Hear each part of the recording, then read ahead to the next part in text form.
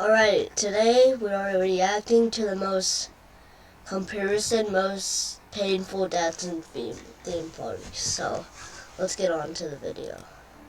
Joshua Smurfett, 12 years old, wanted to experience freefall, and he learned what it really meant.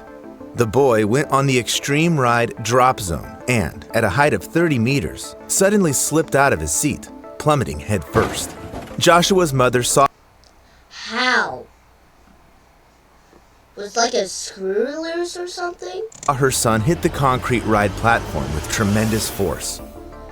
It was a horrific tragedy, but at least he didn't suffer if you believe the pain scale based on scientific research.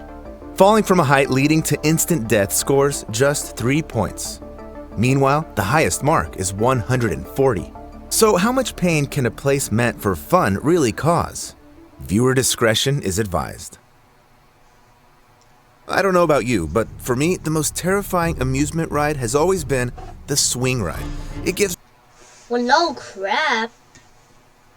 Like it might break. The 200-pound guy and a 100-pound guy goes on together, it's breaking. me chills just watching it spin.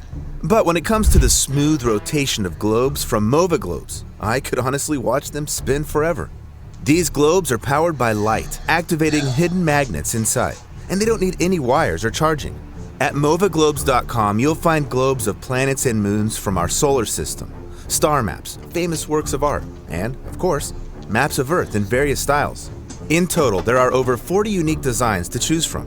And with the promo code ECHOES, you'll get 10% off your order. Just follow the link in the description below this video. And now, let me tell you some of the creepiest stories from amusement parks. June 9th, 1991, in the history of Kings Island Amusement Park in Ohio, is known as Black Sunday. Around 9 p.m., friends Timothy Benning and William Heathcote were strolling through the park's garden by the fountain pond. It was a hot evening, so Timothy decided to splash his friend with some water. Timothy, the name just sounds unlucky. I can't lie.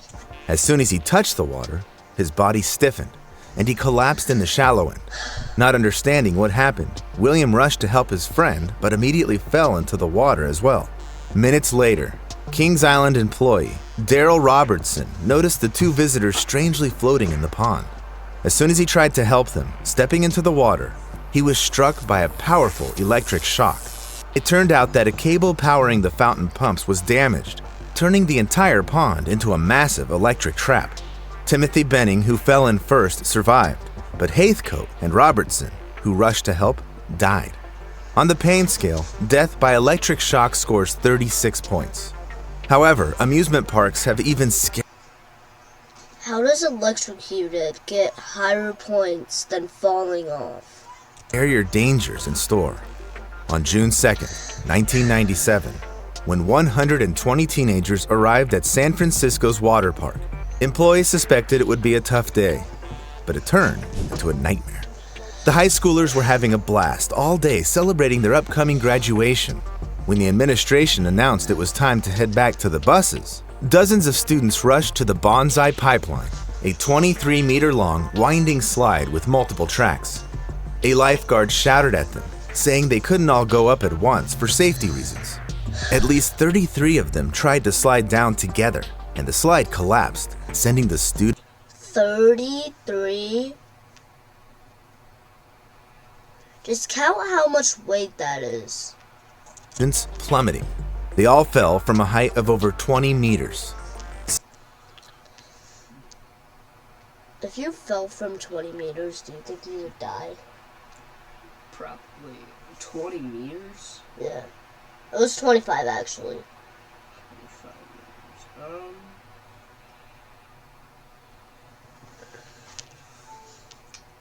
Let's see what it says. Oh, shoot. Hold on. Let me ask ChatGPT. Because I'm not smart enough to figure that out. Okay, what was it? 25 meters, would you die? Yeah.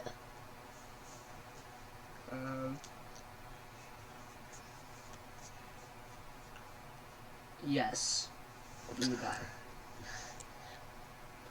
Well, I didn't know that. 6 students suffered severe injuries, but that wasn't the worst news. Amid the chaos and screams after the tragedy, one detail stood out: a girl lying in a pool of blood. Her chest was practically crushed from the impact, and she died just 45 minutes later. I guess during that time, the poor girl felt agony no less than a gunshot to the chest, and that's 43 points on the pain scale. On another continent, on October 25th, 2016, a different water ride brought even more agony to its visitors. That day, Kate Goodchild, along with her partner, Ruzi, and brother Luke, took her daughter to the popular Australian amusement park, Dreamworld. Around 2:20 p.m., they all went on the family ride, Thunder River Rapids.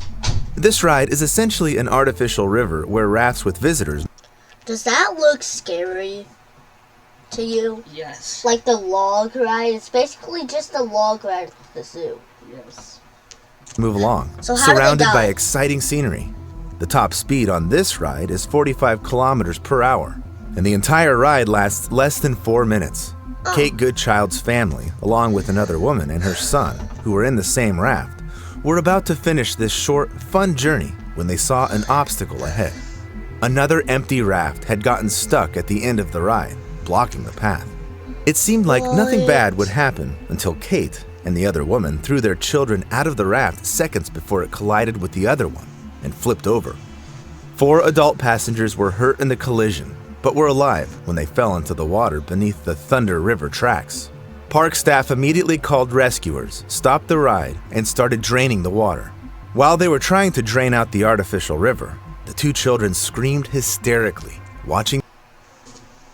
Stuck under the tracks is crazy. So they're just laying there on the tracks dead. Their mothers slowly. At IHG Hotels and Resorts, you can guest how you guest. Explore the neighborhood or live like a local without leaving your Hotel Indigo. Unplug for the day or die. When the rescuers finally reached the trapped raft passengers, they could only confirm their deaths. All 4 adults drowned, scoring 57 points on the pain scale. But if drowning isn't even halfway up the scale, what the heck is worse? On January 3rd, 1984, 48-year-old Dolly. I'm scared to even go on a little ride at freaking Disneyland. Dolly Young and her 5 friends visited California's Disneyland. Exactly. Of course, they didn't miss the Matterhorn bobsleds, a legendary ride of that time. Around 3:30 p.m., all 6 friends took their seats in the bobsleds. Young sat alone. The bobsled sped down 2 tracks that ran parallel for most of the ride. But just a few minutes into the journey, Young, for some unknown reason, couldn't hold on and fell onto the tracks. People riding the parallel tracks saw the frightened woman trying to stand up when the unthinkable happened. Another bobsled came around the corner. The family inside thought there was a dummy on the tracks, yet seconds later, the father screamed at his daughters to close their eyes as their sled ran over Dolly Young.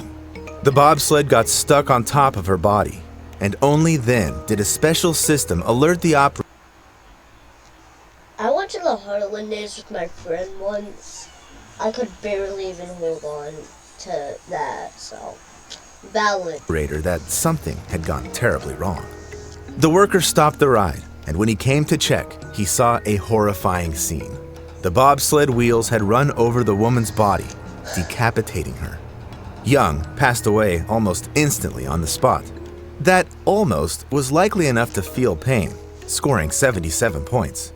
Yet there's something far worse on this scale, just as in the history of amusement parks. On September 22nd, 2000, Is it Disneyland again? I'm calling it. 6-year-old Nicholas and 4-year-old Brandon Zucker were the happiest kids in the world because their family was at Disneyland. For the younger boy, a Told huge you! Disney fan, it was the best day of his life. The Zuckers spent the entire day having fun in the park, and after 10 p.m., they decided to go And then he died on the carousel. on the Roger Rabbit cartoon spin one last time. These were individual yellow taxis designed for 2 passengers that zoomed through the tunnels with vibrant decorations, spinning 360 degrees. But the Zucker brothers didn't want to be separated, so they both sat in the taxi with their mother, while their father and grandmother took the seats in the cab behind them. The kids enjoyed the ride for just a few minutes before disaster struck. When their mother leaned over to pick something up from the bottom of the taxi, Brandon fell out of the cab.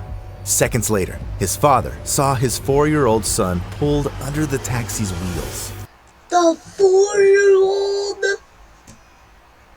He didn't even go a quarter into his life yet. The man immediately rushed to help, yet he couldn't stop the ride or lift the car. It kept moving forward, dragging Brandon for about 3 meters before stopping. His family was in shock, but his father managed to call for help. Although Disneyland claimed his legs were cut off, the ride operators responded immediately. It was actually park visitors who rushed to help the child. Moreover, the ride staff forbade them from entering the tunnel. Fortunately, police and firefighters arrived quickly and used a jack to free the boy, though he wasn't breathing. Rescuers performed CPR until paramedics took over. Miraculously, doctors managed to restore Brandon's pulse, though he had experienced clinical death, couldn't breathe on his own, and his body started turning blue from lack of oxygen. Brandon went through an ordeal similar to being buried alive, where the body desperately needs air but can't inhale due to immense pressure on the chest. Being buried alive scores 90 points on the pain scale. Still, Brandon's suffering didn't end there. He sustained irreversible brain damage and could no longer walk or talk. Despite his and his family's efforts, Brandon passed away at age 13. Yet his tragedy wasn't the only one Disneyland would like to erase from history. On July 8, 1974, if I go to Disneyland and going on a ride, I'm not going on it. Debbie Stone, a college student, I wanted to go on the Tower of Terror too. I'm not going on that anymore. was incredibly happy as she headed to work, planning to get engaged. She worked as a hostess on the new popular show America Sings at Disneyland. This show featured individual musical numbers performed on rotating stages. To change scenes, the walls on the left side moved toward each other and closed, separating one stage from another. 6 such stages rotated in turn, with the hostess greeting the audience at the start of the show and bidding them farewell at the end. That at least they got a greeting before they died. evening, Debbie Stone had this role. Around 10:30 p.m., as the previous show was ending and the stages were changing positions, Oh no! The bird came to life and ate them. a visitor heard a chilling scream. It was clear this wasn't part of the show, so ride operators rushed to the theater and saw a horrifying scene. Debbie Stone had been crushed between the walls of 2 stages. I think after such a tragedy, most bones in the body would be broken and internal organs damaged. On the pain scale, this would be almost identical to being caught alive in a meat grinder, scoring 96 points. We're almost at the last maximum point on this scale, but there are still 2 terrifying stops along the way I want to tell you about. The star attraction of Luna Park, Sydney in the 1970s was the Ghost Train. There was always a massive line for it. So it's no surprise that brothers Craig and Damian Godson decided to use their last tickets on this ride late in the evening. On June 9, 1979, when the line was almost gone, their dad, John, joined them while their mom, Jenny, opted to grab some ice cream and wait for them at the exit. Little did she know, this decision would be fateful. Around 35 passengers boarded the Ghost Train that night. They all set off into dark tunnels, filled with eerie decorations and special effects. That day, the smell of smoke and a creepily realistic fire in the fireplace added to the atmosphere. 4 13-year-olds were especially thrilled by the scares. Unlike their 12-year-old friend, Jason, the ride operator pulled Jason out of the car just before it entered the tunnel. The kid protested, but a moment later realized he'd been saved from a real-life nightmare. Right then, black clouds of smoke appeared at both ends of the tunnel.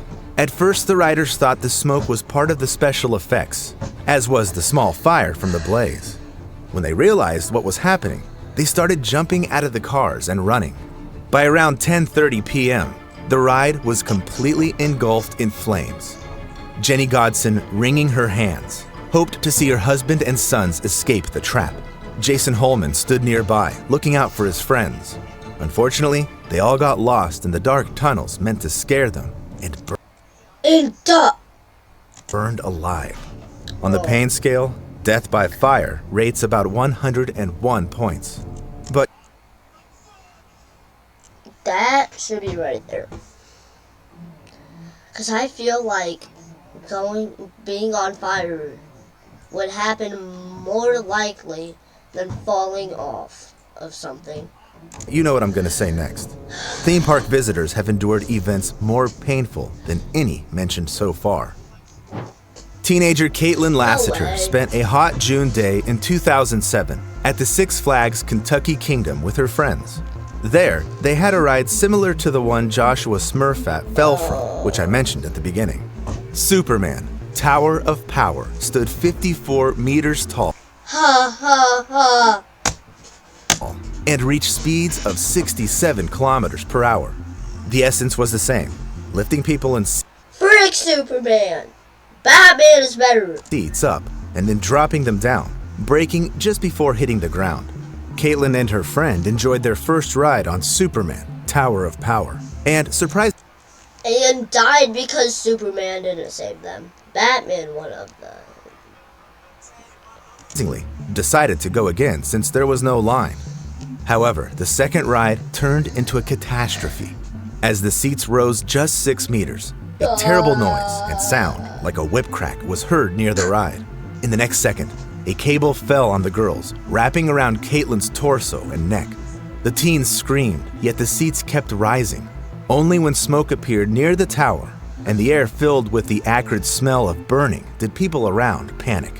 It took the operator Catwoman! 10 more seconds to hit the emergency Nah, Wonder Woman did that. stop button, but it was too late.